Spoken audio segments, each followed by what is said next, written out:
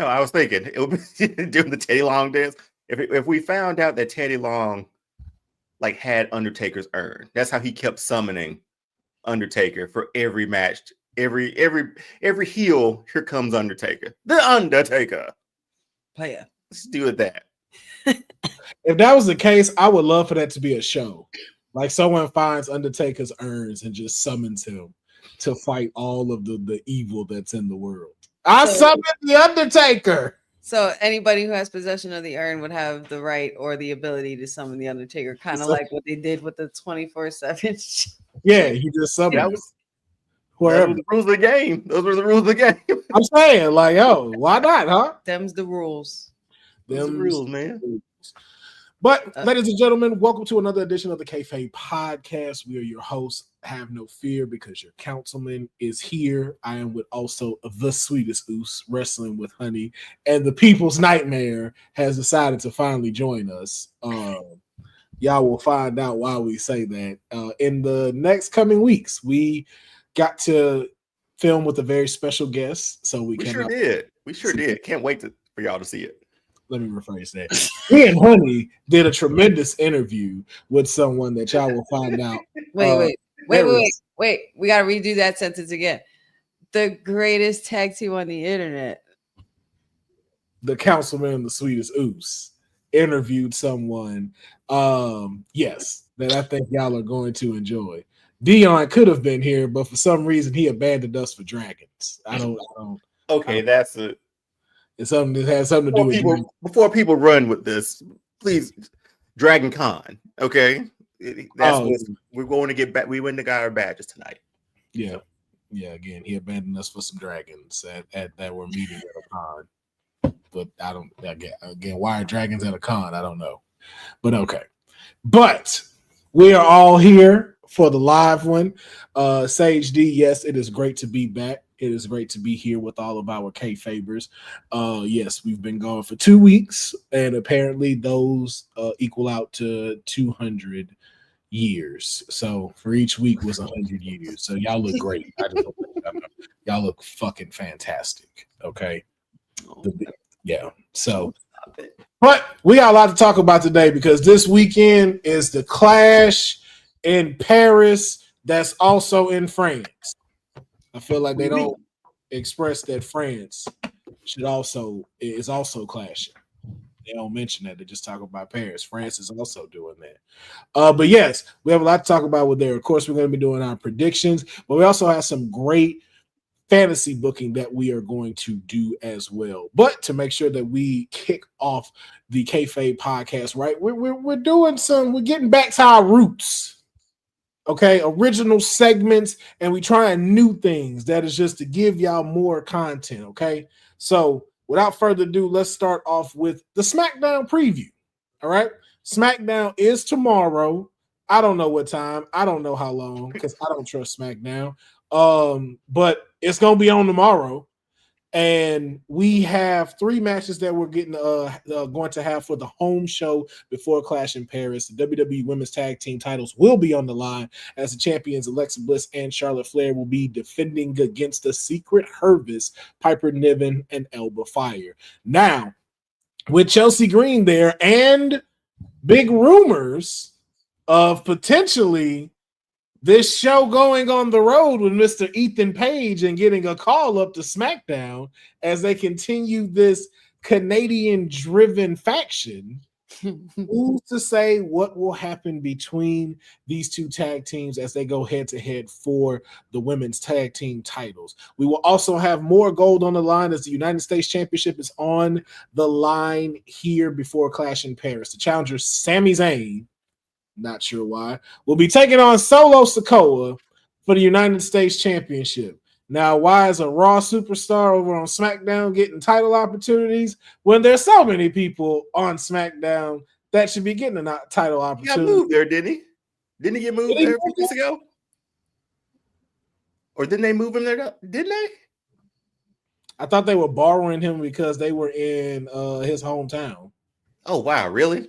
I could have sworn there was something I saw. I didn't mean to cut you off. My bad. But yeah, that's interesting. Very interesting. Very, very interesting. Yeah, for LA Knight. Oh, did they swap each other for that? It was a trade-off. So Okay. Okay. Well, that's very interesting. But the title will be on the line, so we will see what will come of that. And then as well, we have a number one contenders match for the WWE Tag Team Championships between the Street Profits and Mellow Don't Miz. And which tag team is going to come out on top to face the Wyatt Six for the tag team titles? Now, real quick, Deonne, I would like to get your predictions on these three matches. Just in a quick stride, who do you think is going to be taking the number one contendership? this one's odd because Miz has come back out of nowhere, and Melo's finally on screen. But we got the Street Profits who have been done dirty in the division for months now. I want to see the Street Profits win this one. Love Melo, love Miz, but I think the Street Profits and the Wyatts can put on a pretty good feud. So that's what I'm looking forward to. So I'm giving the nod to the Street Profits. Yeah, I also second that with the People's Nightmare. All right, United States Championship on the line. Who's walking out as the United States champion? I mean, it's Solo has to retain. I mean, Sammy just got to SmackDown. He's getting a title shot. I will admit, we did talk about the underdog stuff. He sort of erased a lot of that by saying, you're not dealing with an underdog anymore. You're dealing with a WrestleMania main eventer. That for me was like, okay, now we're done with that. Finally. Yes. So I give him some props on making that change. But Solo for the win here, man. Solo's needed this title, man, and he's needed a run like this so we get to know Solo. Oh yeah. Notice I didn't call him Mick Foley Jr. I was like, when I heard that, I was like, there he is. Make sure you thank Karrion Kross though for that. Make sure you say thank you, Karrion. And you were right. Just throwing that out there. And then, of course, the women's tag team titles. When the dust settles, who do you think will be walking out with the WWE tag team championships? Yeah, I think it's a retain here too. Alexa and Charlotte have been running with these titles. I like them together.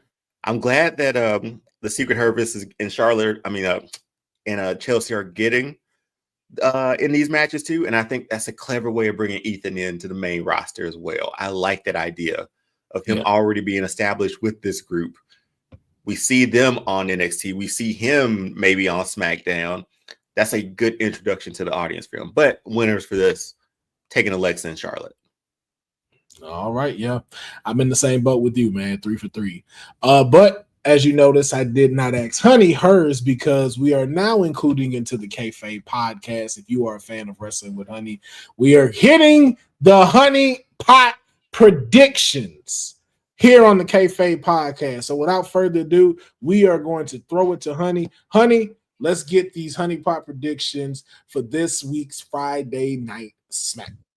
Yes, you already know. You guys are going to catch me here on Friday, first of all, as well, because we will have our Honey Night SmackDown watch along, and we will be covering all of the shenanigans that's going to be going down, because that's what I believe is going to happen. Because, when you have Messy Nick Aldis running around, just creating chaos and matches on the flip and on the fly, because he knows exactly what the people want to see. Let it burn. Okay, so with the women's, we have the tag team Alexa Bliss and Charlotte Flair. I really do enjoy the ride that the Secret Service is taking us on.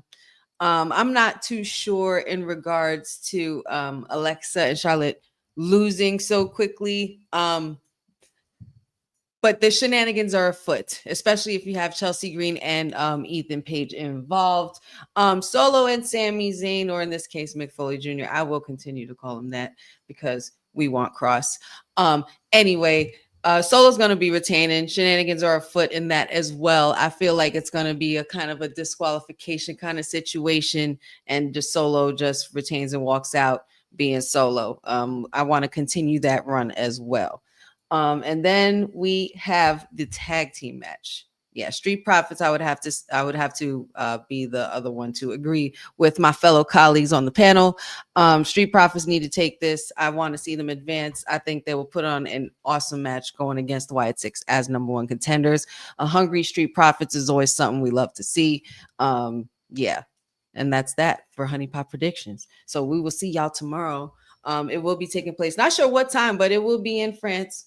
So, they have been messing with my Honey Pot predictions for quite some time when your girl's not really knowing when to do these predictions because they don't usually come up until last minute. But, here we are.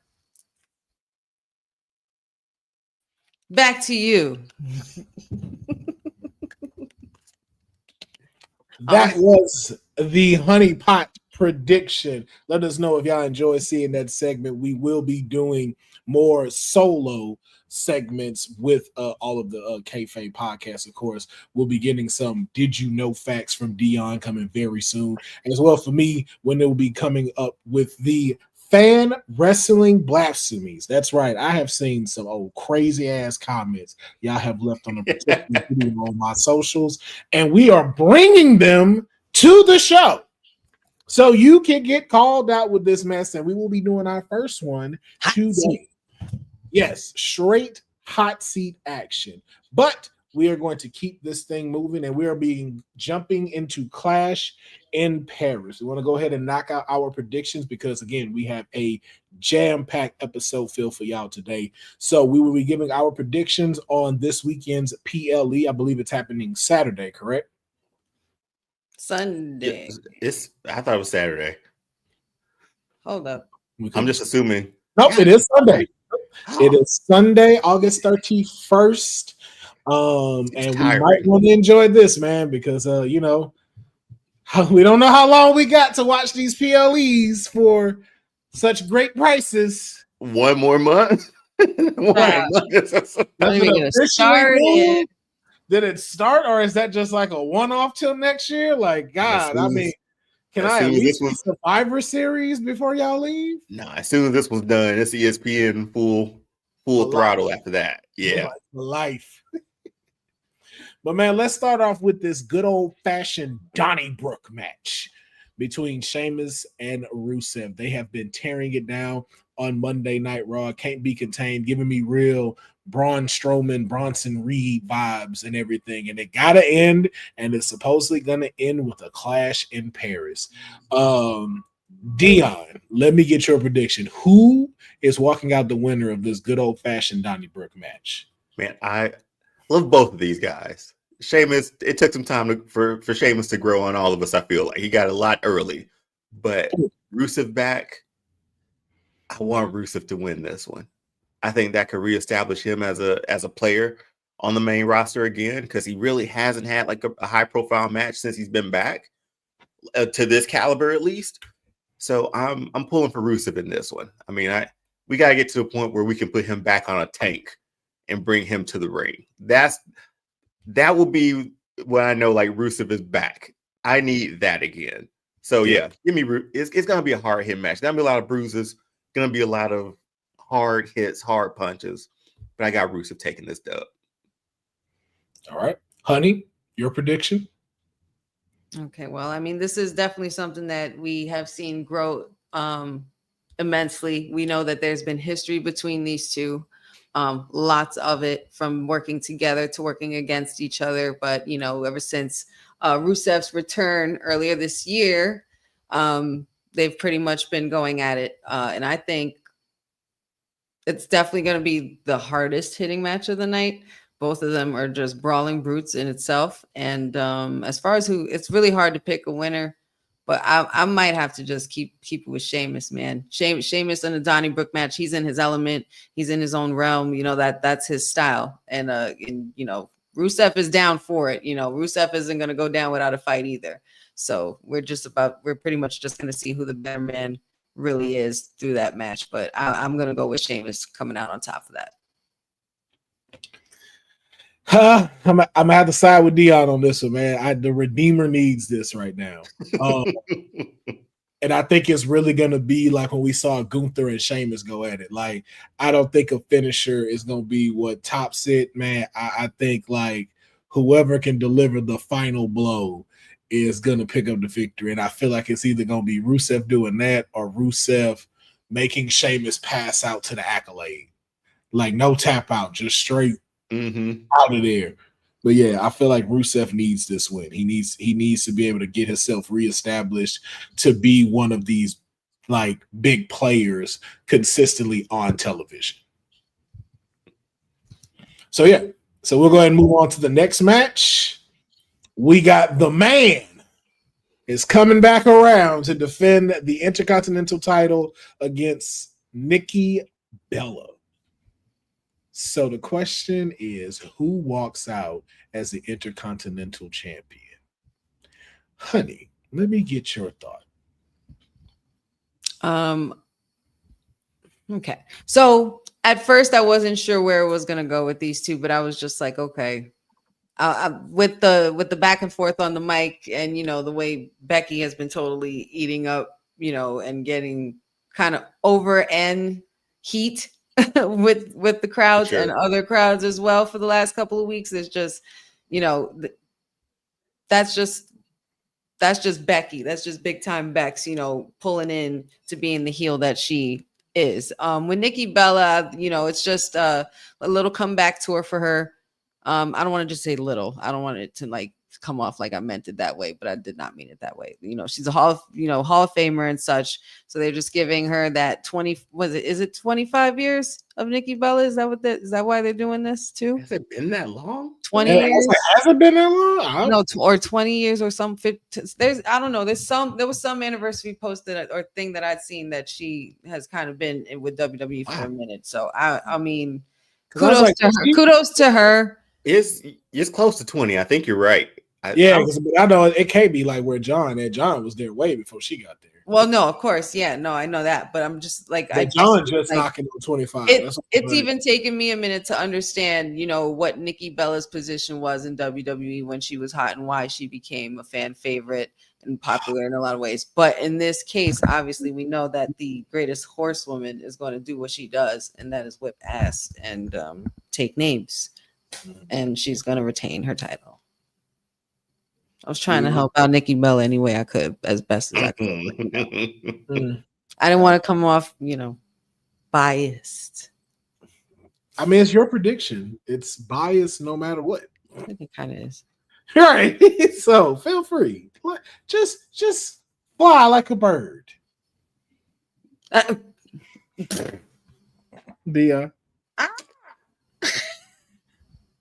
I'll co-sign everything that Honey said. Fly like a dragon. Becky's been the wing thing, so you kind of I shouldn't even told y'all. That's that Targaryen. She's just been like, I ain't coming. I'm sorry. Go ahead. Becky Lynch for the win. That's gonna be three cherries right there. Because thank you, MDB. 15 years. Yeah, thank you, Bella. 15 years. There we go. That sounds more right. Yeah, I'm going with Becky. I mean, the man is on fire, man. You think the heel turn might not work? Did she just come in and it's like, damn, yo, Becky showing y'all why she belong. Like, y'all can call her Becky Hogan, whatever you want, man. Like, yo, it takes a real skill to adapt and continue to know like when you need to be what. And she don't need 9 belts to do it. But don't it make more true? But don't it make more sense for her to always be heel when Seth is a heel, and vice versa? Because I mean, it makes it more, I guess, believable in that sense. Like, why would she be a good guy? Why should she be good when her husband is out here stomping people in Chelsea boots, man? You know what I mean? Like that sort of thing. Her very hot and talented husband. Do not talk about my hot husband. I don't know why this is hilarious to me. I love it. She do it. I'm like, yo, Becky is hilarious. It's working for her though, man. She can jump from heel to face seamlessly. She can eat it. But I don't think they always have to pair up because I don't want it to feel like it's necessary or needed, and I don't want it to come off like that. Like I think it just happens to be like they know when's the best time for them to do these things because we've had it sometimes where she's been a face and he was. But when it does line up, you get moments like these, like don't talk about my hot husband. Mm-hmm. So does it add to it? Absolutely. But I think that they both, but more to Becky, has done a fantastic job of knowing what to be when it's needed. Mm-hmm. And so it's just like, yo, yeah, you do need a heel right now, which again, I makes for incredible work. Like again, I wish we'd have got Natty instead of Natalia, but during these matches. But yo, we know what Becky does when she has a belt. And so we start to see people grow. So I get excited for it. So as much as I know it'll be a good nostalgia act for people to see Nikki Bella back in the ring fighting for a title, the belt is better in better hands with the man. For sure. I see what you did there. All right. Then we got the tsunami, the tribal thief versus the tribal chief. Does Roman Reigns get the Shula Fala this Sunday? Or does Bronson Reed hit him with over 5 tsunamis? Deonne, let's start with you. I so want Bronson Reed to win this match, man. Of course you do. Let me explain though. Mm-hmm. Based on the vision, he's low key in the back. If they don't use this at the PLE, if someone don't say tsunami, we drop the ball. We drop the ball. MDB 99, a 999. Yo, if that does not get used this Sunday, they don't follow us. They don't believe in us. Mm-hmm. Like DJ Khaled said. It writes itself right there, man. Like it prints money right there.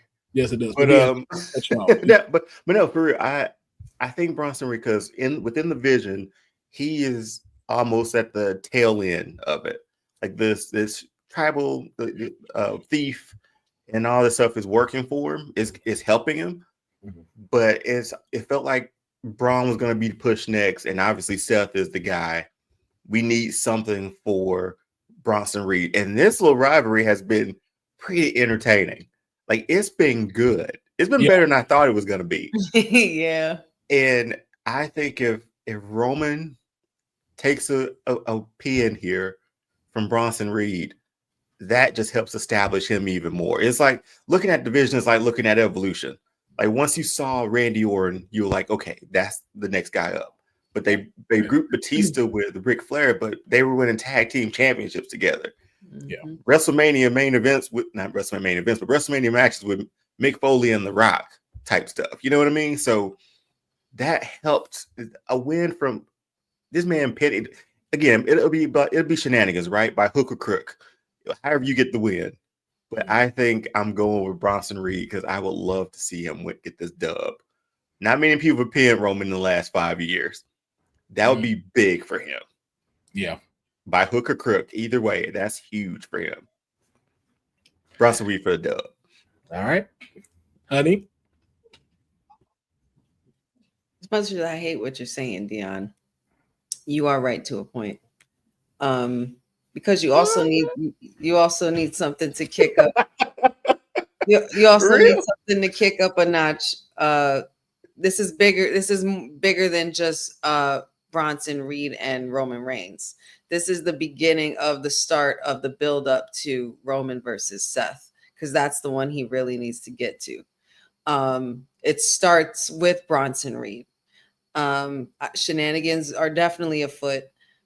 And Seth will make sure he'll do anything in his power to make sure Roman will stay down and stay undefeated. I think that's Seth's goal throughout all of it anyway, for having all the power and having this vision and this new faction, and now Paul Heyman as well.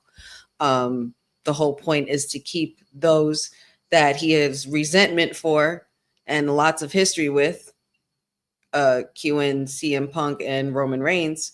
It's more so about having that power over them so that way they no longer have control. Seth has all the control, and it begins with this. So I am going to have to also say that Bronson Reed will win this, as much as I hate to go against my tribal chief, but it's not about that. It's not about picking favorites. It's about what the story is going to entail. And that needs to happen.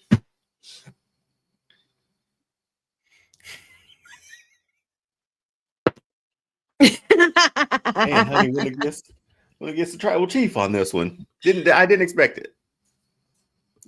Anything can happen on the Kayfabe Podcast. Yo, Ski Mask Honey is hilarious. I think that's great. I love it. I'm here for that. Honey is wild. You should have seen the earlier comments. I'm surprised y'all didn't even see them. They've been going ham early. They were funny too. They just that one. But you know, I was going with my tribal chief because obviously you guys saw me staring into the camera, but hearing the sensibility that Deonne had in that explanation, it makes sense. Look at us growing up. You're welcome, Deonne. I put you over. There you go. Look at us growing up. Yeah, again, another three diamonds. Yeah. I am in the same boat with them.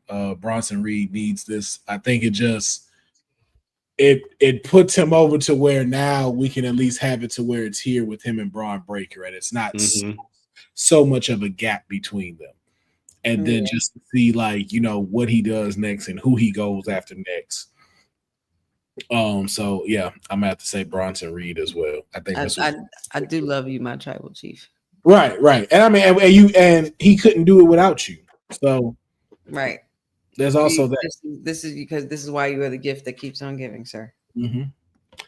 And now we have the 17 and never seen, the GOAT himself, John Cena, taking on Honey's favorite wrestler, Logan Paul. Honey, we might as well start with you since we know this match you're looking forward to. Who wins between John Cena and Logan Paul? Not Logan Paul. You're saying the GOAT is taking the victory? Absolutely saying the GOAT is taking the victory. Okay. Deonne, your thoughts? I'm just so happy to see John Cena in a smiling picture again, man. Him being back to being John Cena. You know what I mean? I'm not. This just seems right. This just seems so right. I'm not, but I know this is the Cena that's going to whip Logan Paul's ass. Yeah, he already destroyed him on the mic already. So Cena for the win here, man. He should, 9 more dates after this, I guess, or something like that. 10 or 9. 9 more dates. Yeah, and he's got this one. Days. Yeah, there's no way he loses this one. Nobody else has lost to Logan. Like Cody hasn't, Roman didn't. I don't see John Cena taking an L here. Yeah, this is all a ruse to lead into the next big thing. Pretty much at WrestlePalooza, right? But yeah, Cena's for the win this one. My bad. Because I know he's gonna show up somehow. You think he's out in Paris? I think he would be.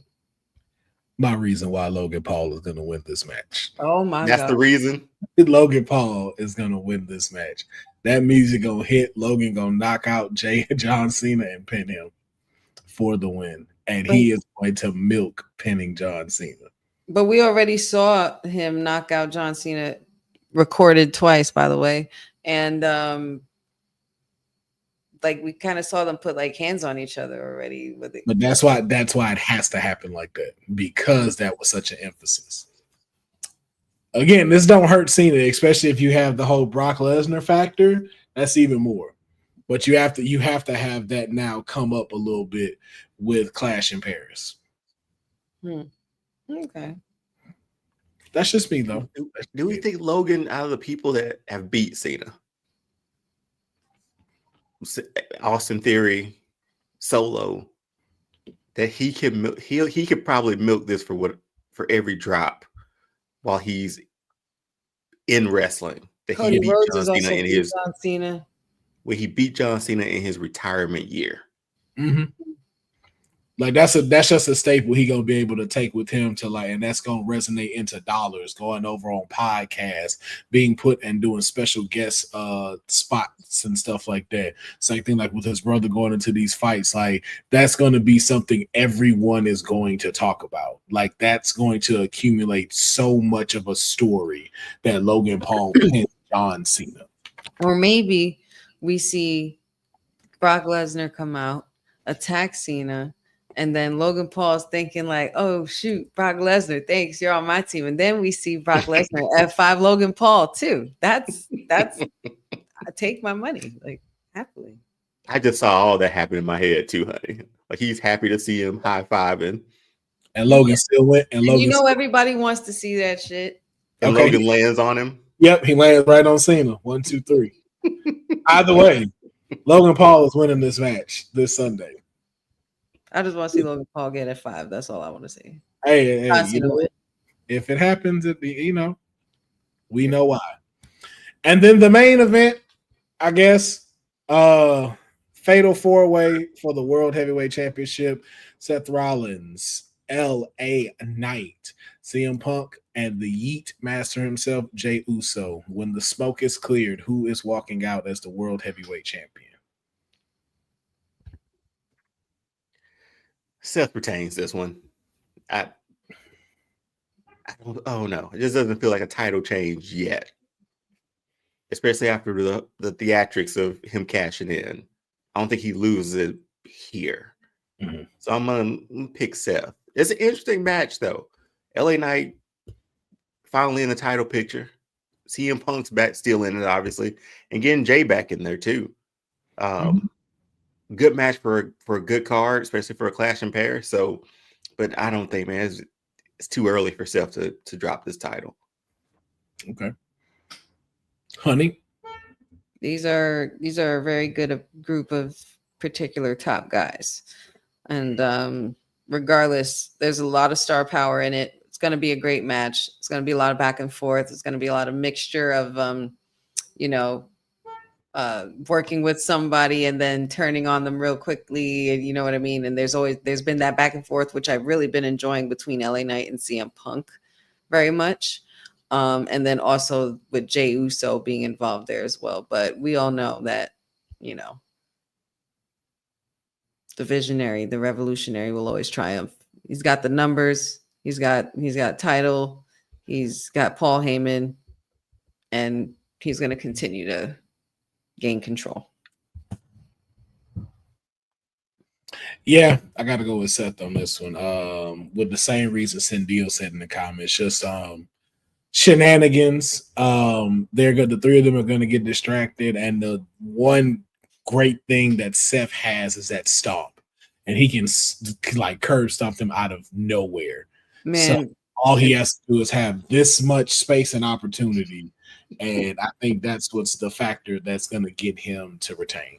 And if he hates you, might do 2 feet.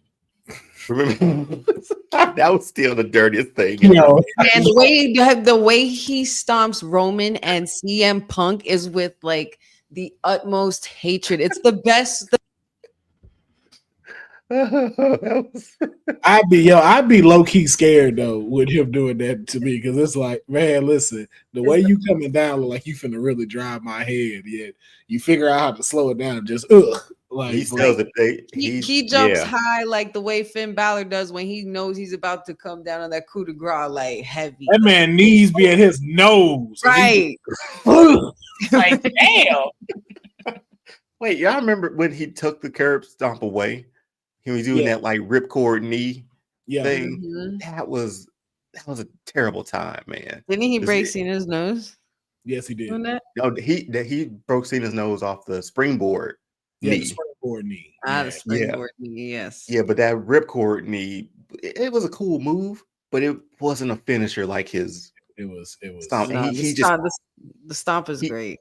He can't do a good looking pedigree either, man. Great everything else. His pedigrees just be His best one is when you stomps, man. That's catch Roman in that spear. Those are his best ones. That was his best ones, yeah. Because it calls for how he drops them.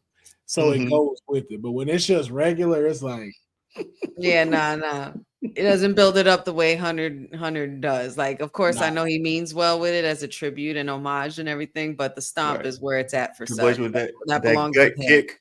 Triple H with that gut kick, man, and you knew it was over. Like once you saw that kick, yes, he kneeled over. Yeah, because SummerSlam stomp might as well have been heard around the damn world, man. Because the noise in there, man, it was unreal. Yeah. You hear that stomp anywhere. So yeah, Seth Rollins, man. Yeah, Seth Rollins for the win on this one. But we shall see. Clash of Paris is this Sunday. It is starting at 2 p.m. Pacific Standard Time, 11 a.m. Eastern Time, 11 a.m. Pacific Standard Time. So make sure that y'all set y'all clocks a little bit earlier if you want to be able to enjoy Clash in Paris. I believe that the Women's Wrestling Talk YouTube page is going to be having a watch along during this time and a post show for Clash in Paris. So make sure. There you go. So why watch it alone? Come enjoy some of your favorite WWT panelists on the watch along and the post show this Sunday. Now, we are going to continue to keep it rolling, and we are going to move it to one of our new segments that we have. And this is the brainchild of the People's Nightmare. So I'm going to pass the mic and stage to him and let him take it from here. All right, man. Well, you might have to change the graphic slides for me, but I don't think I can over here. But what? What's so funny, honey? Anyway, unnecessary. Always a modification. Well, I'm not behind the scenes on the anyway. Should have stayed at Dragon Con. So unnecessary heel turn. So this is gonna be a new segment. We're gonna just do like unnecessary things, unnecessary face turns, unnecessary factions, you name it, we'll talk through it. But this week we're going to look at 2 heel turns that are pretty unnecessary, and we'll get the most obvious one out of the way to start off, and that would be Stone Cold Steve Austin WrestleMania 17. So reason we're starting off with one of the most obvious ones is because Cena's heel turn reminded me of this. It took me back to this moment where we didn't need it, or really wasn't as necessary as we thought. Take a trip back. WrestleMania 17, Rock Austin, that was probably one of their best matches that they've ever had. And towards the end, and 2 baby faces too. It proved throughout that match that you could have a babyface versus babyface match without someone being a heel. But then Stone Cold turned heel, and nobody really wanted it. He said that he was sort of feeling like he was getting stale, but those pops when that glass broke told a different story. Fast forward throughout his heel run, they put him with Triple H. I thought that was kind of dope, the 2-man power trip, but that's when Triple H blew out his quad. So Steve was by himself again, trying to be this heel that nobody wanted. They even changed his music. So the glass still broke, but it was some stupid other music after it. Hey man, I enjoyed that remix song. Not that one. That song wasn't bad. No. Was that the forcible entry one? Yes, that was that one. But after that one, they changed I again. erased that from my head. I know which one. They changed it. They changed it again, just so you're not familiar with it. And he went on this bionic redneck sort of a thing, which was a dope name at the end of it, though. It was a cool name. But it was just one of the things where, like, when this happened to me, I was like, man, the Attitude Era might be over, because he was that flag bearer for it. And to see him shake hands with Vince, the devil himself, totally unnecessary. Honey, Will. Honey, you're first. Or Will, it sounded like you were going first. Your thoughts on Stone Cold's heel turn, WrestleMania 17? I agree. The most unnecessary heel turn to ever happen. Even Stone Cold himself said his biggest regret in his entire wrestling career was this. Like, he wished, like, when that happened, he'd have just hit Vince with a stunner, because he just felt like everything started to turn downward after that, and it did. It did. Exactly. It because it was one of those like, this is not what we need of you right now. And then we had plenty of heels there at the time of this. And it was like, yo, you're not necessarily needed. Like, you're needed to be on the face side. We need someone to cheer. And so it was just like, and then like the engagement that he had with Vince, although there were like some classic sessions in there, it was just kind of like, this isn't the Austin that we were like, yo, this dude could beat up Mike Tyson. Hear me out. He became more of a little comedic act along with Kurt Angle. We got some really good stuff from that. But before his run right here, because The Rock, remember, The Rock the next night he lost again, and he was gone to make Scorpion King, I think. Yes. So your baby, he had no baby face to really go up against. Yeah. If The Rock may have stuck around, sure, this could have worked a little better because it would have been two sides of the coin. It would have switched places pretty much from like past years. Yeah. But with this, the Triple H 2-man power trip, though, might have had potential before he blew out his quad. It did. It was just that was a fun time, honestly. It was an interesting, fun time. But did you really want to boo Stone Cold, though? All right. Well, at the end of the day, I don't think it was, with Stone Cold, it was different. I mean, at that point, I mean, I'm not sure I could speak for everybody, but I feel like WWE's direction was that they felt Austin characters was a little stale, and he already beat all like the top players and stuff like that. So like, what else is something that we could do that he hadn't done? I think it's just more so about that we hate how it happened and the fact that this picture exists. I think that's what he really, really can't stand about the heel turn as well. And I mean, I think that's mostly what feels like it makes it unnecessary, but without this heel turn, there wouldn't have been those interesting and fun comedic moments. We wouldn't have gotten to see a different side of the Rattlesnake as well in regards to how he worked backstage with, almost popping the Undertaker backstage, working with Kurt Angle, the whole cowboy hat segment and singing, like the special nobody's mentions it here in the comments, but it's just like, there are some little gems that we did get from Stone Cold with this heel turn. So I understand why everybody says it's completely unnecessary. I don't think it's completely unnecessary.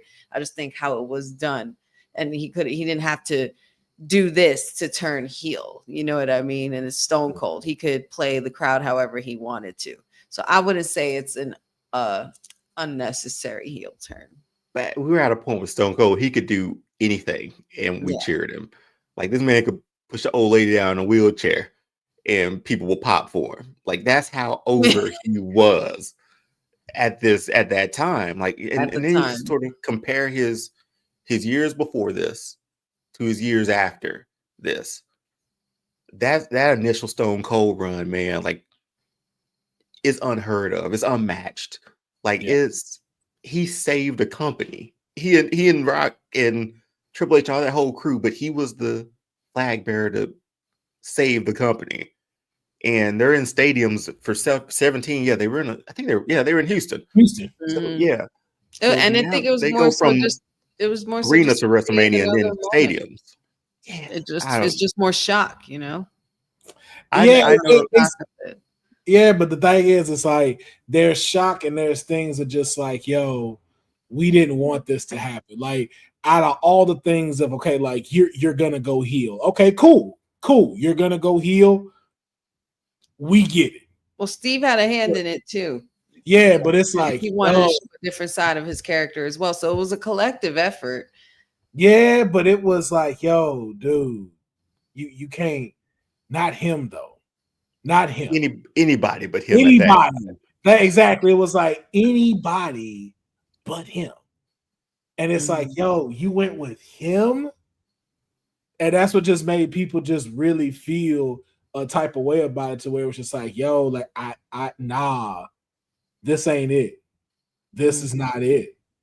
I can't, I don't like what I can't unhear JR after this match. Yeah. Damn you, Austin! That son of a bitch! Damn you, Austin! Damn you to hell, Austin! That's how I remember coming out of that match, or after watching it, and I'm like, man, Rock lost, had a hell of a run as being the top guy, and Austin's back after his injuries. He's building up again. Like it was some good times to be had, man. But Rock went and made his movie, and it put nobody as a good baby face to run against Steve. Unfortunately, too, they didn't look ahead a little bit because we were like, hey, we gotta get in with Triple H. Who's the most hated man in the company? Triple H. All the stuff they've done to each other, let's put them together. Yep. And if we're fantasy booking that, I think that would have been pretty dope to see, because that 2-man power struggle would have become a 1-man power struggle between the two of them. They would have imploded eventually. So that could have been his heel turn, well, his face turn, right?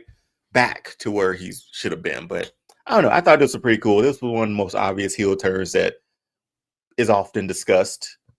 So I thought that we just get out the obvious one in the first one. No, I thought that was there. But I do have one more. And this is the one that really, really just grinds my gears every time I think about it. So I wonder why. It really does, because to me, it never made any sense. So my next one, heel turn, was Macho Man joining the NWO at Super Brawl 7. Oh, well, that explains a lot. So this man was essentially the inciting incident for the NWO. Like, he took those leg drops at Bash at the Beach. He was the essentially sacrificial lamb for Hogan's heel turn and the NWO to start. Yep. But Super Brawl 7, February 1997, he and Sting before this were dressed in black and white. This was early Crow Sting. And it looked like Sting was building his army to go against the NWO. And I was like, this is going to be pretty dope. He's got Macho Man, the guy who took the first bullet, essentially. It's going to be great. Then we fast forward, and Macho Man helps Piper win. Hogan beat Piper. And the next night, he joins the NWO. That's a hell of a statement you just said. Made no sense to me that the guy who took the bullet is now within the group. This is how I felt back then. This is how I feel now. This never made any sense to me. I don't know why you wanted to add Macho Man to the NWO when he seemed like he was on WCW side the entire time. So this one really grinds my gears because I don't understand it fully. Honey, your thoughts on Macho Man's joining the NWO? I think more so it's definitely a unnecessary heel turn for me, not only for what you just stated in regards to him being the quote unquote sacrificial lamb for the heel turn that we know to be leg drop heard around the world. I think in this regard, I would definitely have to agree, only because I barely remember this, how it happened. And I wasn't sure even why Macho Man was joined with them in the first place. Yeah. So, and this was when it started getting a little out of hand with the NWO thing to me, because then after that, everybody wanted to join in. It started kicking off that whole thing and stuff like that. So I felt like the NWO belonged with just the three, because that was that. But with Macho Man, even with the storyline itself, it didn't make sense. So I definitely agree with that. Will, I'm gonna be honest. I don't even remember when this happened. That's what I mean. I was watching WCW, and then all of a sudden he was in there. Yeah, that's how I felt. Yeah. I don't remember, because again, too, this is around the time where, like, I wasn't privy to be able to see all the PLEs. So, pay-per-views and stuff. So, like, you kind of had to come back and then they replay a few things of what happened for you to let you know this. I didn't see none of that. I just happened to be, they all came out and I was like, is that Macho Man? It makes no sense, right? Like, when this happened, because the only thing I saw was him getting a shirt or something like that. I want to say like Eric Bischoff gave him his shirt and stuff, but I don't even, like, I may be just making that up in my head. Yeah, I don't even, it was the night before. I didn't go back and watch it. I just remembered it was at Super Brawl because he handed Hogan some brass knuckles. Mm-hmm. And I was like, man, this is it was like Sage D, man, this is stupid. And yeah, this I was was, one of those like why are we here? Like then now it's just like okay, like he's like to Honey's point, this was the decline. This is where it was like, yo, this stuff really bottoming out and y'all don't know what to do. Y'all circling right now. yeah, just to add him after he was the flag bearer essentially for WCW with Sting, with Luger, and now he's just another person in a heel group. Yeah. There was one one idea that he was there just to sort of start to tear them apart from within, sort of thing. But if that was the case, all the stuff he did, exactly, exactly. Because of his beef with his history with Hogan and stuff, right?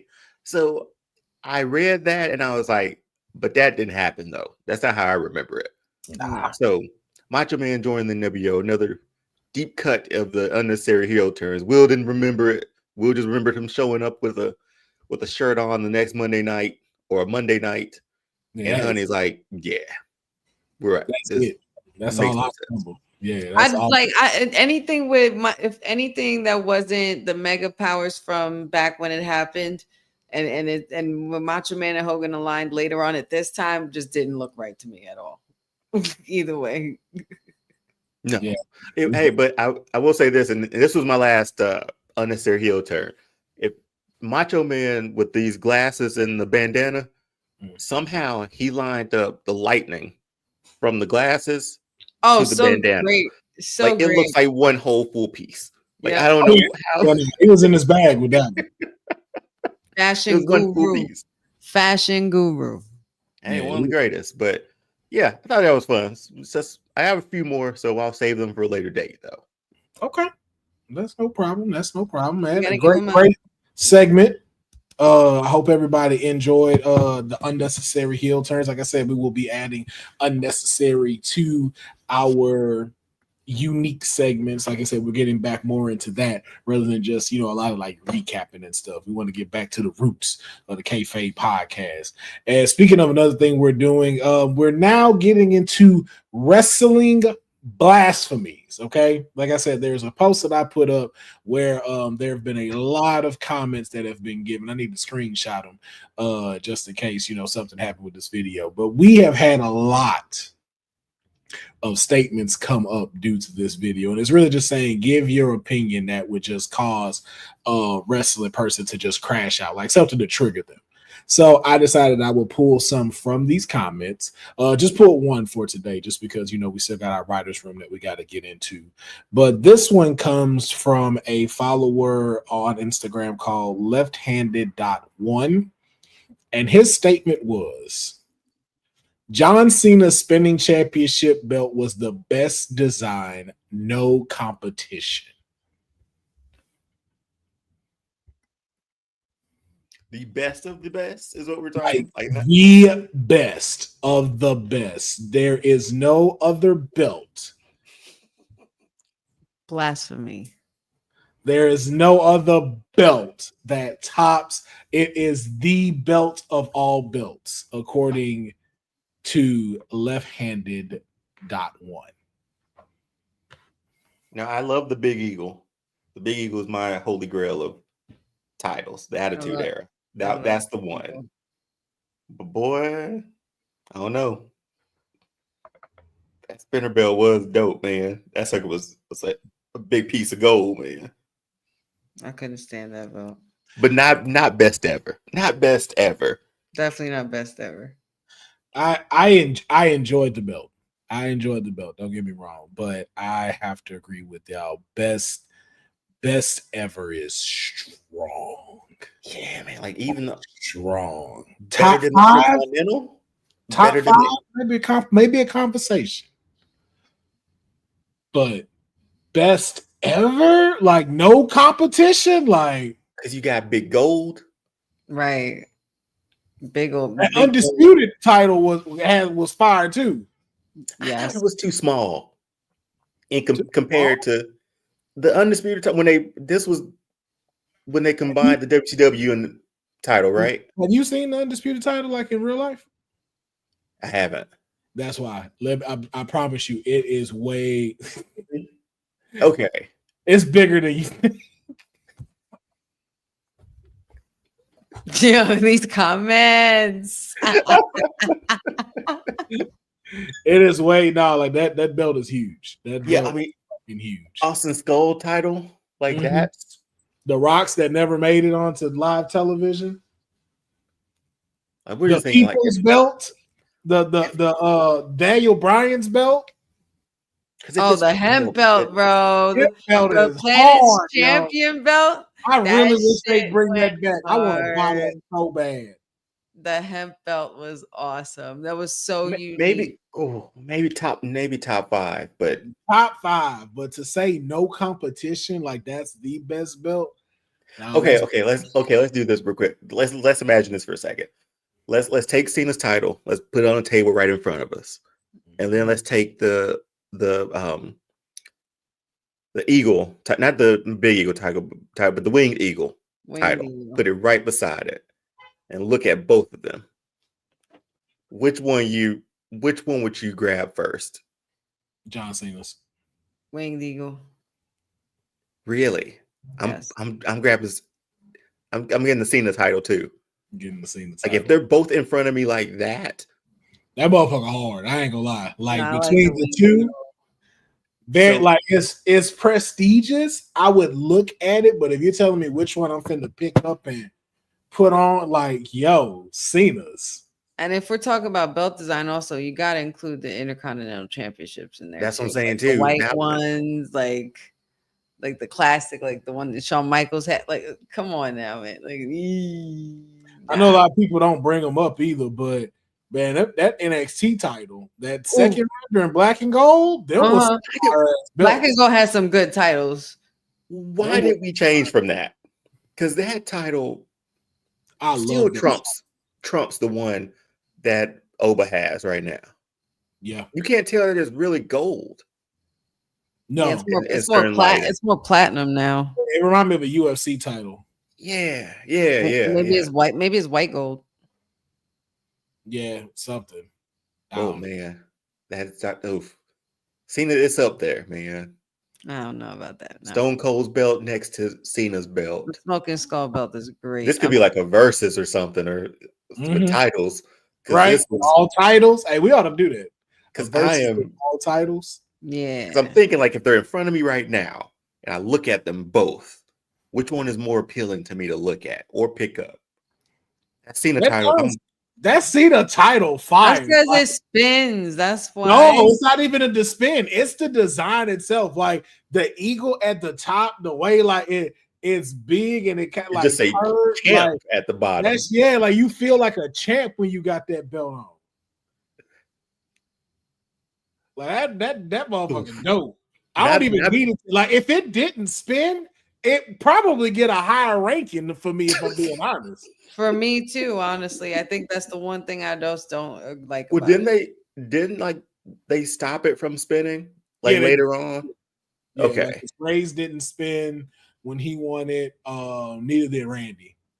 Okay, yeah, that belt it suited Cena way better, but still, man, it's up there. Was it a necessary title? Yes, of course, for the cause of Cena and everything that, and for how hot it was at the time, and everybody, with the spinner rims or spinner belts, and plates, belt. There you go.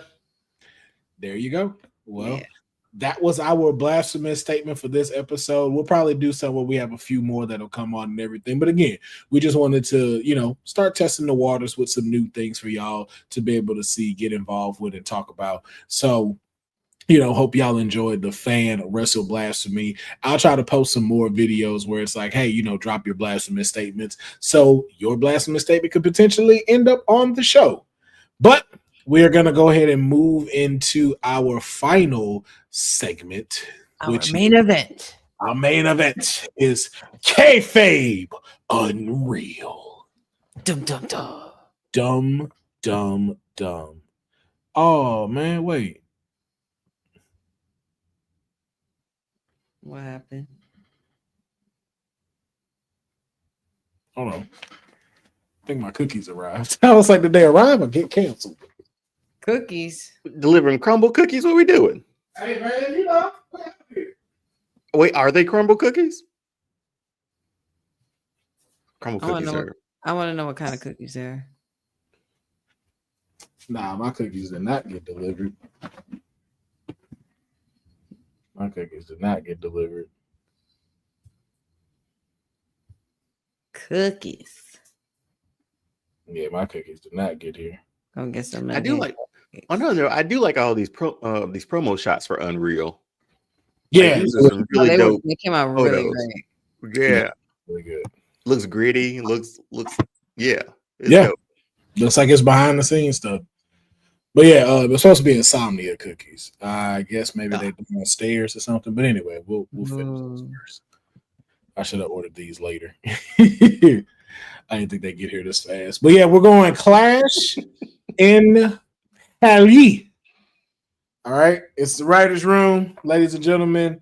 So if you know the writer's room, this is where we all sit in a band together and come up with things, and you are also involved.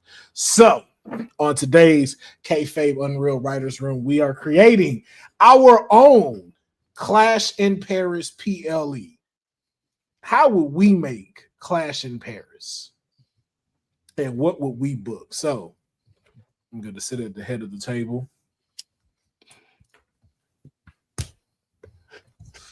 Honey, let's do it, Chief. Thank you for joining me. Thank you for joining me. Clash in Paris. Clash in Paris. We got to book it. With what's currently going on in the WWE, let's get some ideas thrown out there. 5 matches. We need 5 matches. Okay. I sort of thought about like who not deserves a push, but who we would like to push a little more. Okay. Or establish somebody a bit more. Hold on, I'm pulling up notes. I got notes. Gotcha. Of course you do. Honey, I'm prepared, okay? I try to be. Do you have notes? Would you like to go while I look at my notes? Sassy. That's the dragon. That's that dragon fire. My God. That's the dragon in him. That's the dragon fire coming up. You may proceed, sir. But proceed. Okay, well, probably like one of the highest guys on the roster right now is Dirty Dom, and we don't have him on the card for this one. Granted, he just did AAA. Well, we don't have a card yet, so we create one. So that's right. So I want to make a play to put Dirty Dom on this card. Okay, Dirty Dom on the card. I mean, listen, I don't disagree with you. I think anytime you got Dirty Dom, you got a pop. You got people saying something. But okay, with what's going on, you know, who is his opponent? Are we running back the IC title? Well, you know, is it going to be AJ? What are we doing story wise? I'm still putting him with AJ. That story is still okay. Is still hot, and for a match over at Paris for that, I think that will work. Is it time for him to drop the belt? Well, this is how many matches have they had together? They've only had one. That's only just the one? Yeah. Mm-hmm. How's that SummerSlam? Because Dom was injured. That's right. That's right. That's what I was remembering. Yeah, I'll pull that. He's too hot right now, though, man. Damn. Do you want to pull it off of him now? I don't think that would be a good idea. So is this something maybe we should wait on? So we shouldn't have him on the card for this one. No. Okay. Yeah, I don't think so. I'm going to advocate for him anytime, all the time, but I mean, I get it, but the story we're trying to tell with AJ Styles and this IC title along with Dirty Dom, yeah, it has to make sense to build it up a little more. We need a little more build up on that. I agree. Honey, any candidates you want to throw out? I definitely have a candidate I want to throw out there. Somebody who's pretty much after redemption. He's on his current route to that. But I think it was something that should have happened a little bit sooner, but we could definitely have him on the card. I think somebody like LA Knight would be worthy to have a Clash in Paris on one of these 5 matches. Okay. Give me a story then. So with LA Knight, you're pretty much having him coming back from, kind of like not getting lost in the wind, and not getting lost on the crowd. But so it was more so just getting back into that picture of being a top guy.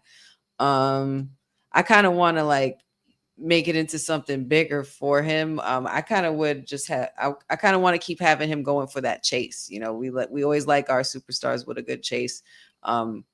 Would it be would y'all be opposed to having him trying to go at Cody and shooting his shot for the WWE title? Mm-hmm. So we're bringing him back to SmackDown? I guess so. Yeah, I think, I think his best shot is Raw. I think that title, like his, see him with Seth.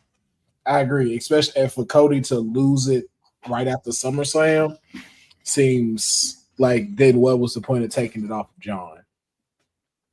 I guess I was more so thinking like if LA Knight didn't move to Raw beforehand, you know what I mean? Like if it was something that happened sooner, but I remember we in the storyline. We're in what's going on now. So if that's the case, then I'm just giving 1-on-1 for LA Knight and Seth Rollins, honestly, instead of the whole 4 guys in one match.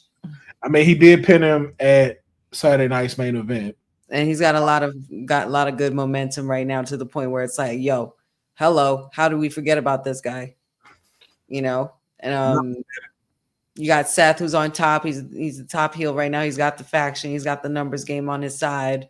You could create a really good story building LA Knight's journey to possibly obtaining the big one from Seth Rollins in the long run. Okay. I have thoughts about that though. No, I was just thinking. That's fine. If any title was to change hands, honey, and I hope I'm not pivoting too much from your LA Knight and Seth Rollins. Mm-hmm. But what title could we see changing hands?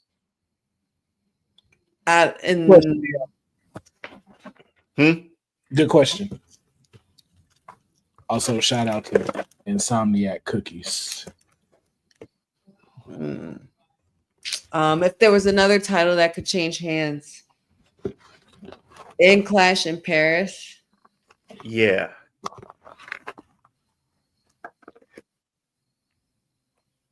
I mean, I would have to say in a way that obviously would have to make sense, the United States Championship. Off of Solo? So Solo. But like I said, it would have to make complete sense to the point where it's like this is a part of the journey of Solo still. Okay, so make it make sense, please.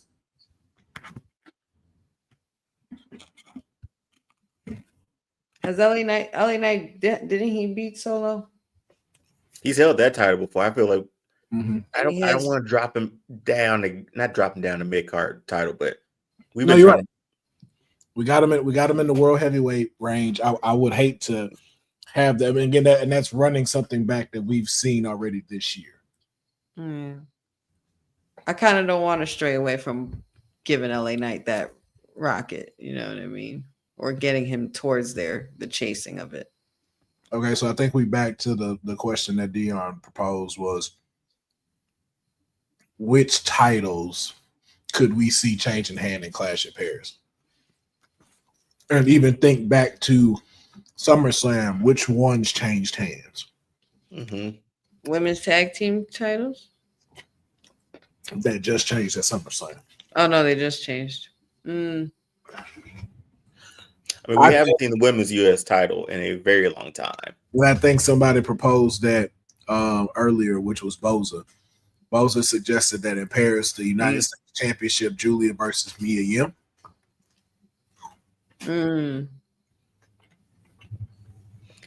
Okay. Okay. We start with that title. I'm running it back with Chelsea because she's got momentum with her Secret Service, and she's got Ethan Page now too. So you could strap both of them up, make the United States title something else with Canada, with the Canadian strap, or she goes right back to her gimmick of like, what was it? Like her United States sort of act that she did before this. Mm-hmm. But if we want to do something fresh, she could jump back in with the stuff with Ethan and change the strap that way. I think she gets more eyeballs on it because that title gets to NXT too. I would have to agree with that. I agree, but my only gripe with that is we're putting money behind Julia and taking the strap off of her for that when we already have a strong case with Chelsea. Like Chelsea's doing good without the belt. Like She doesn't need it anymore. That's always something that could move over for a later date. That's something I don't want to jump the trigger with by adding a championship to it. But I like the Julia putting on her title. When is the last time she defended on a PLE? It's been a minute. I don't think she ever has, actually. No, she just won it off of PLE, off of Zelina. Mm-hmm. And then Zelina got her rematch later on. Well, let's get her on the card then. That's the title that's been absent for too long. I agree. And who we putting her up against? Mia. Michin. Has she been climbing up the ranks here for that? She's been poking at her backstage and popping up on her, looking for a title shot. So, it's like an avoidance kind of thing going on. Who else is on SmackDown who could give a good run? Like if we were starting a feud with this title match too, where can we see like a month or so to get us to our next stop with Julia? Who's on that card? You group her with Jade, but Jade just lost a world title champion. You don't want her jumping down like that. Man. Yeah, you have girls like Kayfabe, you have. We also have Candice LeRae. Oh, you have Nikki Cross as well. We gotta reward her for that bump she took. Like, even if she doesn't win this match. Ooh, Candice LeRae. I'm kind of on board with that as a candidate for Julia. Yeah. And then you also have Wyatt Six is on Fridays. You got Nikki Cross poking around in the back too. Do you give Zelina her shot back? Another shot? Make her 2-time? Well, I haven't gone over the winner yet. I haven't thought about the winner. So the thing is, do we want to see that ran back on a PLE? Ooh, good one, MDV.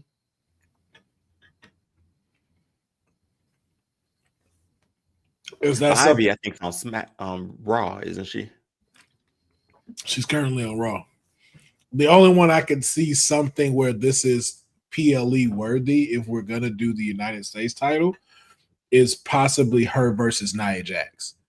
That's the only other person. Nia Jax is in that floating stage right now to where this wouldn't hurt her.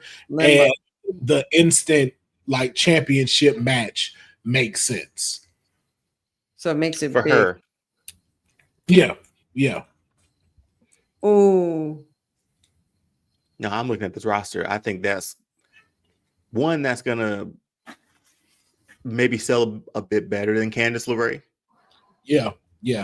And then Nia is pretty established. Nia takes the title, and then out at the end while she's celebrating, Lash in Paris. So if we're putting money behind Julia, we're gonna let her take this loss already. But I'm with Julia versus Nia Jax though. I do like that. Yeah, I like. I'm down for that one too. It would be Julia's biggest obstacle to the date, and it would be a huge. I think it would set a good precedence for the United States Championship, and then especially with Kiana James with her, you give her enough to be able to start cutting promos for her. So again, that way, like Julia don't necessarily always have to speak. Kiana James can be able to say like, hey, she beat Nia Jax, a former world champion. Right. And that gives that belt a little bit more prestige for people to want to come out with. Mm-hmm. So that's for sure. So how are we feeling about that? All of that then? I like writing that one down. Yeah. Because again, like we kind of want to get that Women's United States title. Chelsea did a great job adding prestige to that, or making that title mean a lot. Her gimmick behind it, her act behind it was great. But now that title just seems to be floating. We need to remind people that Julia has it and that she can go to. Yeah. I agree. Same. To come up with Stephanie too, to come up to the main roster at the same time too. We need to, if that's going to be something in the long run for those two to sort of hook up again somewhere down the line, we got to keep Julia on this trajectory too. Yeah. I agree 100%. So we'll go ahead and add that as a potential match on the card. So we have one that's 4.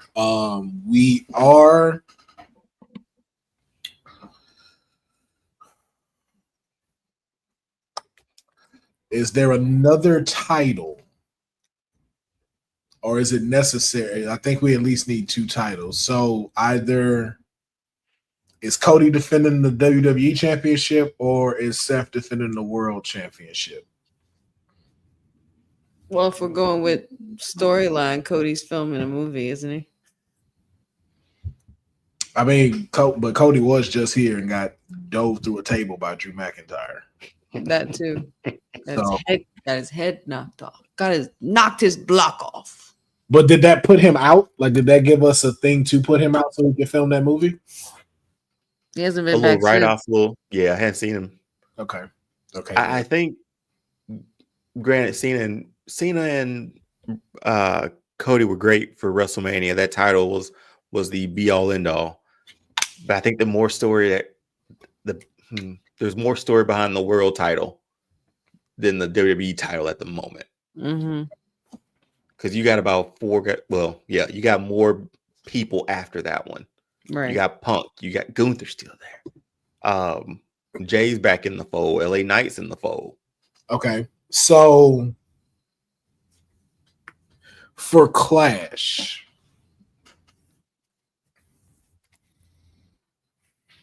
do we do a one-off? Do we include different people? Because I like the LA Knight idea, but we got that on Monday Night Raw. Even though it didn't end the way it needed to, we still got that on Monday Night Raw. And there's nothing that has been done on LA Knight's point to put him at the edge above everybody that y'all named. Okay. But we do have to have some kind of return on investment, some kind of, cause and effect of Seth Rollins, with the whole fake knee injury. So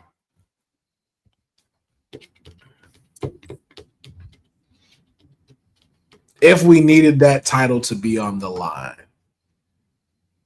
throw me a stipulation match that we haven't seen in a while that we could sell for Clash in Paris. Yeah. Well, we started off the year with a cage match on Netflix, right? With Seth in that. Seth and Punk were in that. Elimination Chamber is its own thing. Hell in a Cell is its own thing. At least recently, at least. I don't think anything warrants a Hell in a Cell at this point. No, not yet. Unless Punk and Seth could always be that. But we still got Survivor Series down the road too. Is there anything? Let's say you with a thought. Is there anything Paris specific we can make it? Because we just had a street fight and everything else at WrestleMania with John and Cody.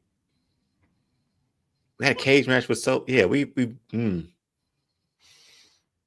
Yeah, and they did a TLC match already for SummerSlam, so maybe stipulation may not be the best way to go. Do we make it a singles match? Do we go fatal 4-way like they've suggested, or is there something that we can do, or are we could be just overthinking it? That would make this want to be a card to want to come see. Because we know this is kind of like, this isn't our big one right here, but we want to be able to make a memory in Paris.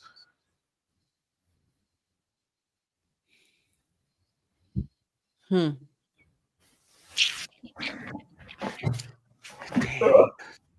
involves Rollins in this title. Yeah. Hey, what's going to sell tickets? What's going to put butts in seats for a world title match?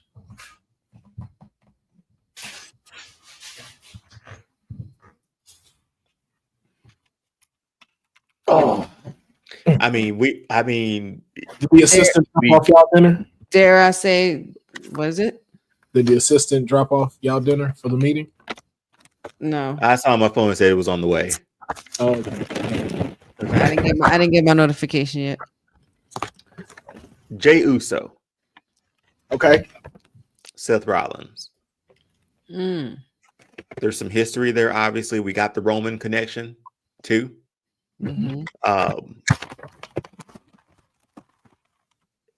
loss obviously hasn't hurt Jay before,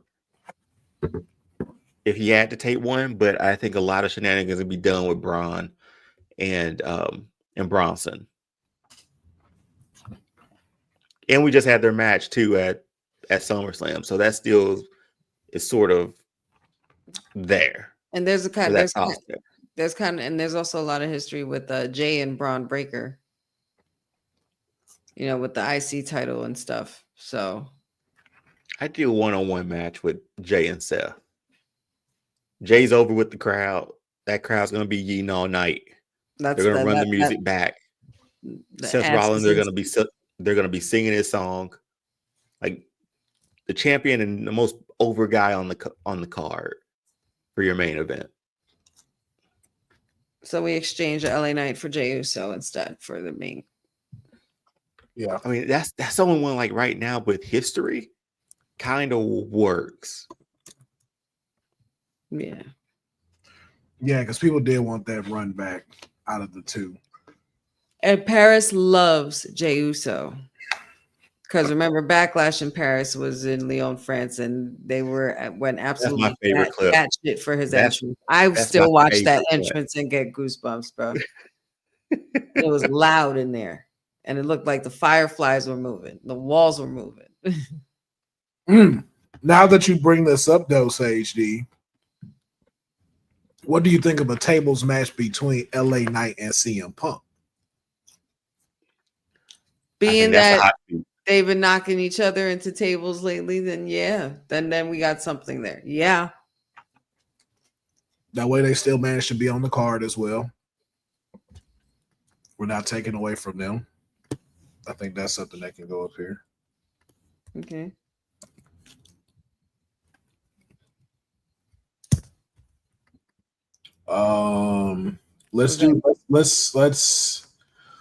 Let's give some love to the tag division. Men's, women's. Depends. Which one is telling the hottest story right now? I mean, the Judgment Day are always at the top of my list.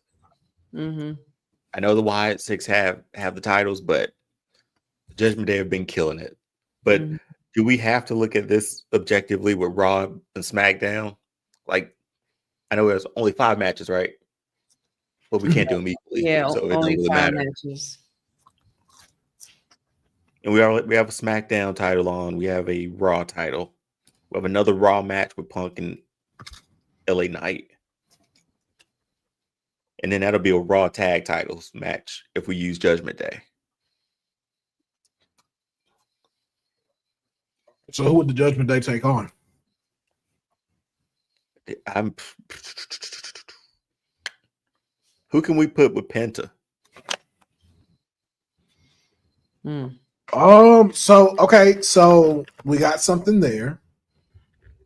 You'd have to take Judgment Day out of this one because with him having to deal with the New Day and Grayson Waller, that's a potential for 6-man. But who would Penta team up with?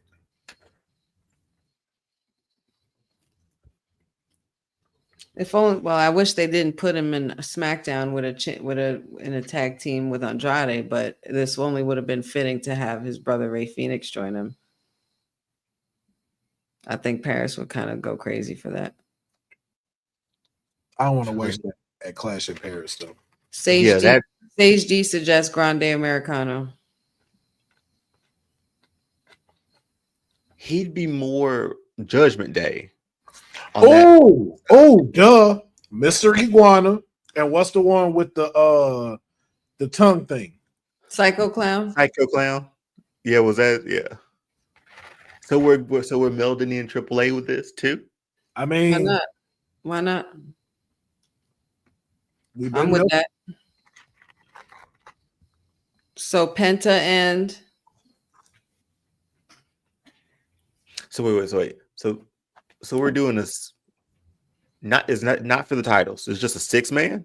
Mm-hmm. Like not 6-man, like 3 versus 3 versus 3. Yeah, 6-man. It's a 6-man tag. God, it's late. Sorry. Wait. Okay. No titles, huh? No titles. Just a fun match. We need a fun match. So we got. You're saying Judgment Day? New Day. Oh, excuse me, New Day. New Day, Grayson Waller versus Penta, Mr. Iguano, and Psycho Clown. I actually would like that. I feel like Paris would enjoy the little bit of Iguana segments. Hell yeah. And how Xavier Woods would react to him. And who doesn't love Penta? Imagine you have Penta, Mr. Iguana, and Psycho Clown all doing the walk. Okay, I'm sold. That's 4 matches. I was like an entertaining time, man. That's all you can. I'm here. I'm sure the wrestling is great, but I like the entertainment. Can I ask? You went mute. Can I ask y'all something? Are y'all supposed to have a Joe Hendry on this card? In what capacity? If we're at 5, Wait, are we at 5? Did I write that? Yeah, I wrote that right away.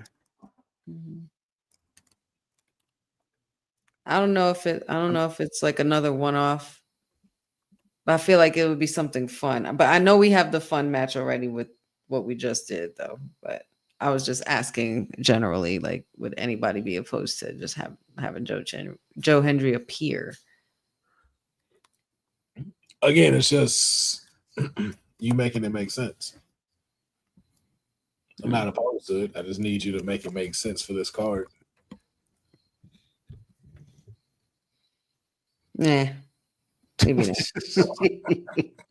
Maybe not, because I'm looking at what we wrote down, like the matches we're talking about.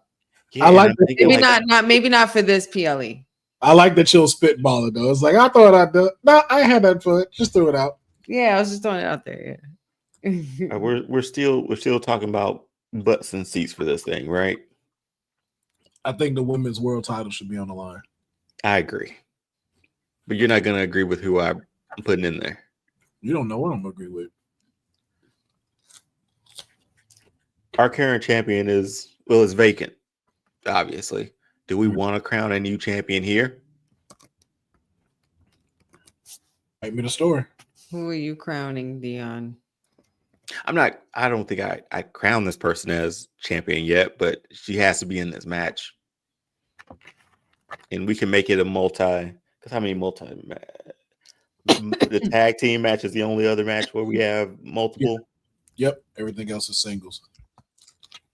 So we can low-key get away with maybe a stipulation behind this, but Rhea's got to be on this poster. Not saying she's got to win it, just saying she has to be on this poster. Well, remember, we got her in Perth, so we got a lot of that stuff going over there for her with the Elimination Chamber. How far is that away from? I think that's next month. God, was that quick? Damn. We'll be in Perth very soon. Well, that's your multi-person match for that title then, right? I mean, there's a lot of women on that roster. Like Stephanie, I know, but I'm just saying, like, if the Elimination Chamber is in Perth, one of those titles going to be on the line, either world title, women's world title, or the WWE Championship. What about the woman who won that chamber? Bianca? Well, Bianca's hurt, so we can't use her. And that's a tough match to defend in Perth. 1, 2, 3, 4, 5, 6 women. I'm gonna say Stephanie Vaquer, Io Sky, Nikki Bella,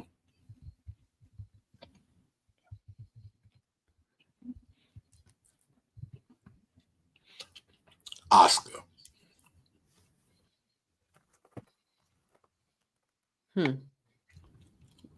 No Bailey. They got Bailey off camera right now. I thought about live, but I feel like it's too soon. Okay. She hasn't really been off camera because she's had a couple of her segments and stuff with her vignettes. I think whatever we do with Bailey or whatever they turn her into, I think that happens after Clash in Paris. I think that's a pretty big build for the OG horsewomen. Yeah. I'm trying to think of somebody to sub for Nikki Bella. I mean, you got Stephanie. Because who did you say? Who were your four? No. If it's Stephanie, Io, Nikki Bella, we need somebody more at Nikki Bella's speed. Asuka couldn't be in there because Asuka, like all three of them gonna like lap circles around her. For shits and giggles, do you have Roxanne compete? Well, I was thinking about her because even though they've had tag team titles, they still had solo matches. There's no reason why they couldn't do that. I would more lean into Raquel, honestly. As much as that's mine and I enjoy it, like I would lean into Raquel getting it. Okay. B-Fab is on SmackDown, MD. And so it's Tiffany. Yeah, that would be my audible, I guess, because you could put Raquel in there and that'd be great. So Raquel and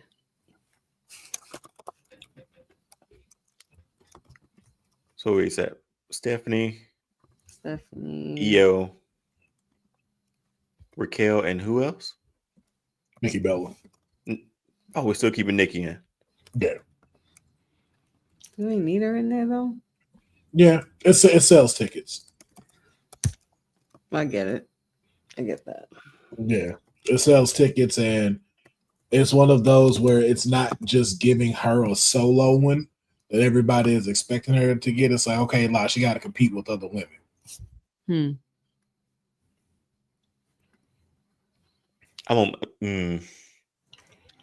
I'm still not liking Nikki Bella in there. I kind of don't either. Like I'll easily switch her with Rhea, even though we do have Perth. We're still talking about butts and seats and selling tickets, selling merch, appearances. Nikki Bella does that. You know that. Not to the degree of what. Not as much as Rhea. But that's why they pushing it for Perth like that. We can have both. So why can't she go in as champ or potentially? But this just. What about Natty? Natty, yes. Natalia, no. And we're not going to do the Natalia thing, the Natty thing.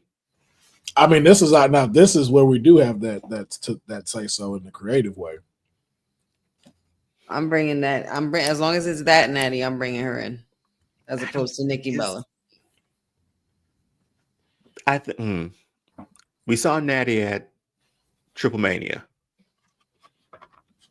A lot of people watched it. I don't know how many. We haven't done anything WWE TV with the character of Natty. Exactly. That's true.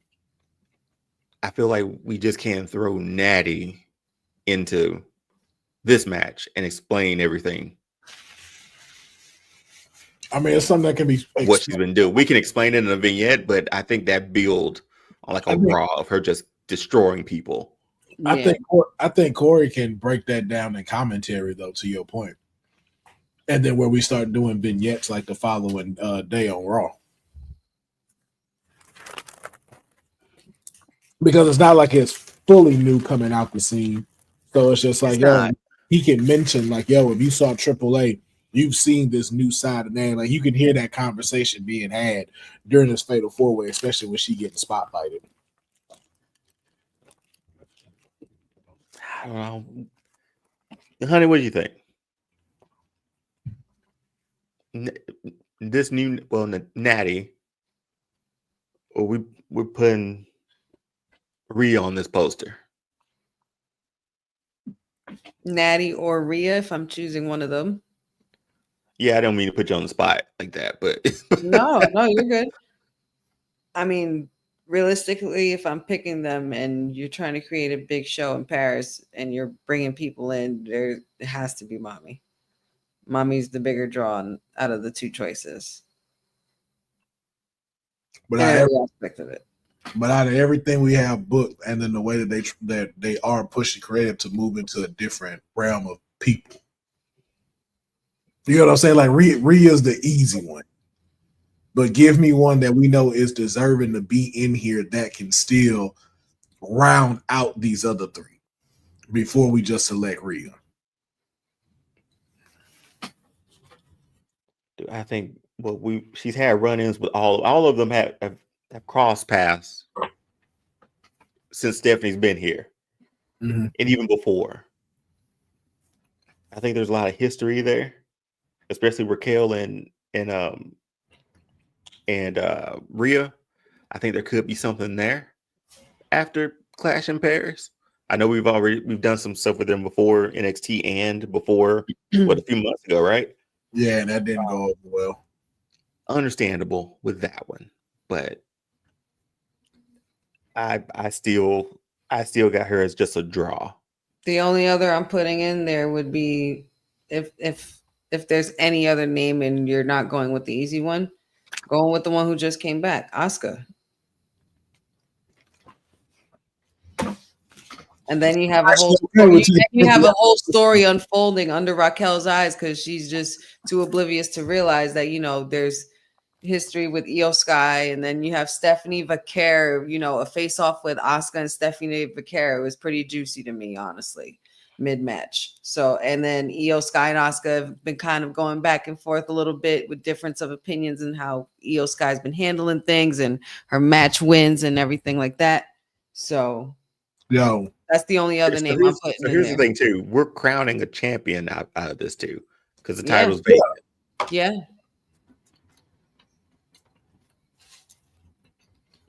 Yeah, if I'm taking out Nikki Bella and I have a choice of Rhea or Natty, and then there's a different one besides Rhea to choose from, it would have to be Asuka for me. Man, Asuka, Io, Stephanie, and Raquel in a match for that's nasty. That's nasty work right there. But what if? Because you're gonna say the same thing. If I say, yeah, you're gonna say the exact same thing back to me. So I guess I'm gonna be like, we got that. We could do something similar to like that for Elimination Chamber, and you'll still sort of get that. Well, apparently it's not Elimination Chamber; it's Crown Jewel. I was mistaken. Oh, it is. Yeah. Weren't they over there one year for Elimination Chamber? Okay, that's what I guess that's what I was thinking too. I think that's the one where Tiffany really thrived, and they were calling out Tiffy John before she. That was the one. Mm-hmm. Okay. So it's just a crown jewel match, another Elseworld match for us.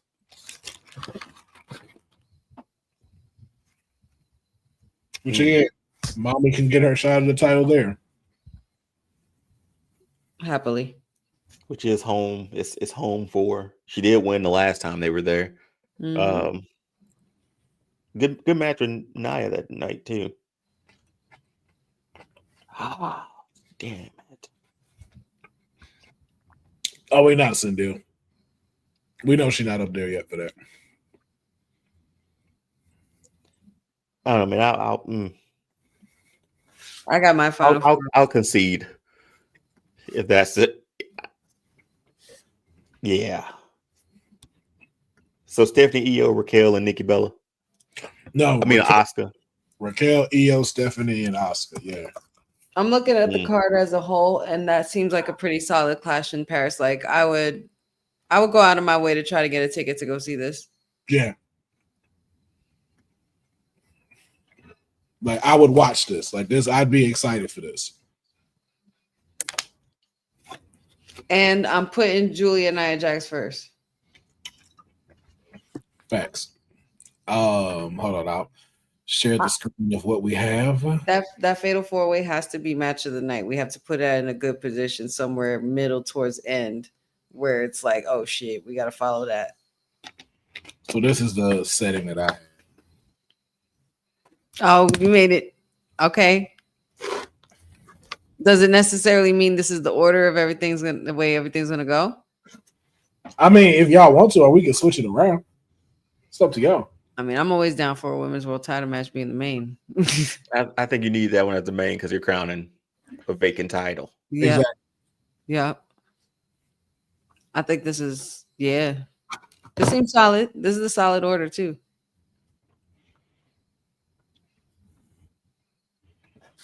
Yeah. What's wrong with Deonne? What is it? What? He critiquing in his head. Yo, you can see like, it. In his head, you can see he's like, hated it. I just don't see why we can't get Rhea, man. We always get Rhea, man. Always. That's why I'm like, yo. We always get Rhea. If I'm buying a ticket in Paris, man, and she is one of the top stars, like I'm gonna be like, man, because but I'm thinking I know we want Julia and Nia for the first one. Probably rightfully so. Ladies opening and closing, that's pretty lit. Mm-hmm. It is. Because they'll tell I'm also thinking about like how can we get the crowd on their feet to start the match off? And there's only one man who's gonna electrify that crowd as soon as the music hits. But that's a world heavyweight title match to start the night. Not saying it's never been done before. Roman did it at Rumble with Seth. Like, so it's been done before. Yeah. But Jay in that making a hot going. Say again? You talking about to get the crowd going? Yeah. I wouldn't do that one. I would do LA Knight and CM Punk if you want that. Because like you just said, that's a world title match. Perfect. You would have them open up. That's a good switch. LA. That's a good switch. That's a good switch. Okay, so tables match first then? I'd open with that because they opened with the Hell in a Cell for Bad Blood with Punk and Drew. Even CM Punk's music hits first too, to have CM Punk be the opener and the first act to come out. I do either one of those. Either way, you got to win with the crowd. Yeah. I mean, that place is great too. So that's a hot. Yeah.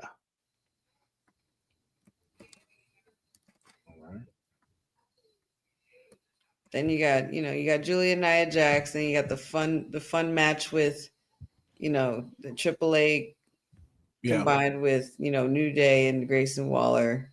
That can run a little bit too. They can have fun with that one. Then you got the party with Jey Uso coming out, Rollins, everybody singing, a bunch of shenanigans going down. And the shenanigans can involve, like, I know Roman's not on this card, but everybody. We can get him there for that, And then the women's world championship title match is like an excitement in itself. Are we picking who's winning yet? Yeah. Oh, we're doing that too. Okay. CM Punk, LA Knight. Who needs to win? Hey, LA Knight's pinned the champion already. Mm-hmm. CM Punk has been champion already. Not long enough. It's in the record books. He's there. It is. It is. We saw it. We got the picture. We got the picture. If we're finally gonna put this rocket on LA Knight, this is the time. Let's let him beat CM Punk, the guy who just main evented WrestleMania. Considering I initially wanted LA Knight on this card and to be pushed, I agree. Yeah, let's get some shenanigans in there too. With From who? The Vision. Oh yeah. So you're gonna see the Vision twice. Yeah, the Vision's mission is to keep CM Punk and Roman Reigns down at all times or anything bloodline related. Yeah. Because that's Seth's history. That's the long-term story. Because eventually we're gonna lead to Roman versus Seth. That's where you eventually where you want to go. And really, it only got to be Bronson Reed that attack him. It ain't got to be both of them. So it could be either or. Mm-hmm. But afterwards, he takes him out. Okay. Julia and Nia Jax. It's a retain for Julia. A good title defense on a PLE. That's my vote. I agree. Yes.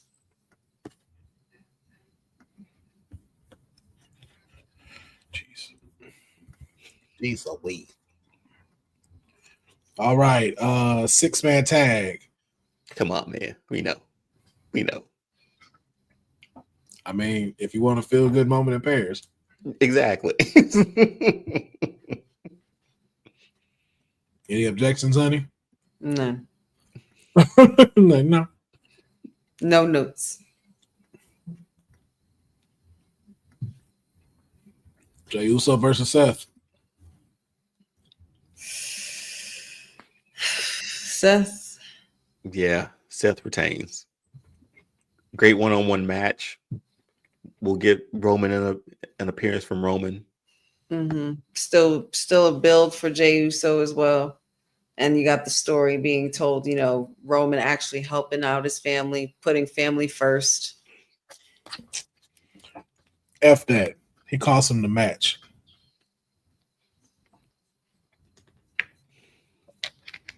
After all that, I don't think we're. No. Joseph Superman punch.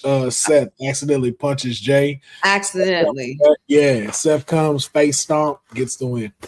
No heat between the two though, right? Yeah, I don't want there to be beef in the family. No heat. We're at a new space with Roman and Jay. Like they have a different understanding of each other. But I do agree with how that happens. I like that better than our typical sort of run-ins, hoodies, all that stuff, right? Mm-hmm. The whole time, he just accidentally hits him, and it's just like shit. And then Seth takes advantage of it. All right. Who walks out? Ooh, never mind. Okay. Go, sorry. Who walks out as the new champion? I think we have to, no? We don't. We don't? we don't we can. But do we want to make it that easy? I mean, we should. I mean, I feel like the resume speaks for itself and how her come up has been. We all know. I think we all know that we would all pick the same thing if we really wanted to. No. Go ahead and say it. Yeah. La primera, baby. For sure. Io and Asuka could go ahead and beef on their way out. Raquel, she's gonna be the big muscle that handles her business, but just. Man, Stephanie McCurry gonna do that corkscrew right on Raquel Rodriguez and pin her and get the title. And run through her. That corkscrew is perfect. Like I've never seen one that precise ever. Yep. Yeah. And that, ladies and gentlemen, It's our Clash in Paris. We have opening a tables match between CM Punk and LA Knight. LA Knight will be declared the winner. We have the United States title on the line against Julia versus Nia Jax. Julia will retain, bringing more prestige to the U.S. title than it's ever been? Question mark. And then, of course, we have the fun 6-man tag match, The New Day and Grayson Waller versus Penta, Missy Iguana, and Psycho Clown. And, of course, we got to keep the fun rocking in Paris. Penta, Missy Iguana, and Psycho Clown are going to go over. Then we have the World Heavyweight Championship match on the line, Jey Uso versus Seth Rollins. Shenanigans will ensue, and it's going to be a little too much and costing Jey Uso his chance at becoming world champion, and Seth retains. Then we have a fatal 4-way for the women's world title, Raquel Rodriguez, Io Sky, Stephanie McCurry, and Asuka. But La Primera conquers all and becomes the new women's world champion. I'm with that. I like all of that. I would thoroughly be entertained by that. I would be excited for this PLE. That's just me. I'm buying a ticket. Yeah.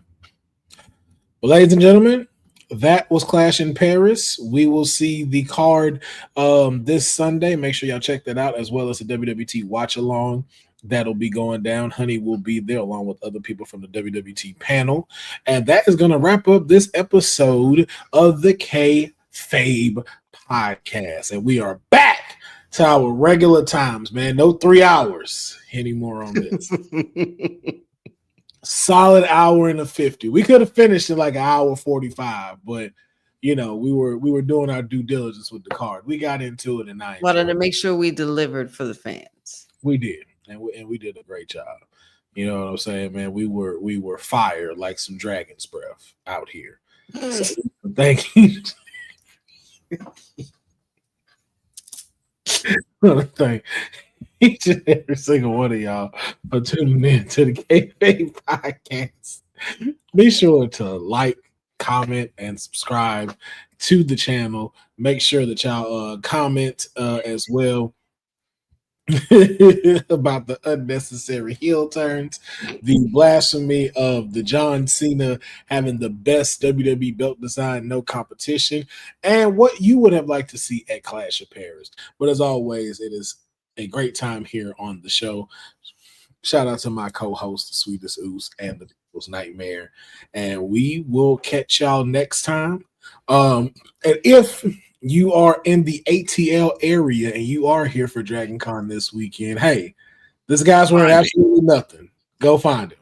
He's not going to cosplay, so don't think he will be. It's just he will be as advertised. He'll wear, you know what? He might wear his new logo. He might have merch for that he might rock at Dragon. Oh, that would be. And then an El Generico mask with dragon. I just have an All-Star Fandom shirt on, so probably every day. So well, you'll see an All-Star Fandom shirt because obviously he doesn't care about us. So, but if you see him at Dragon Con. Let's say for all the single ladies.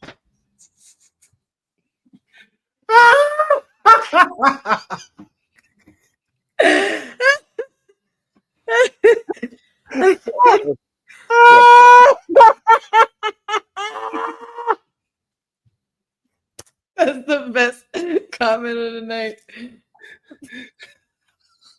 Can we wrap?